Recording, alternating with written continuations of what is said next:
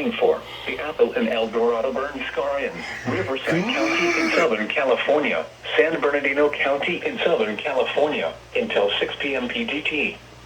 At 2:58 p.m. PDT, Doppler radar and automated rain gauges indicated heavy rain falling over the Apple and El Dorado burn scar. The expected rainfall rate is 0.75 to 1 inch in 1 hour. Flash flooding is ongoing or expected to begin shortly. The debris flow can consist of rock, mud, vegetation, and other loose materials.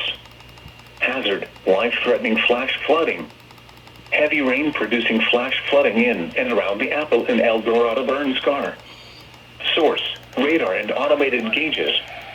Impact: life-threatening flash flooding of areas in and around the Apple and El Dorado burn scars.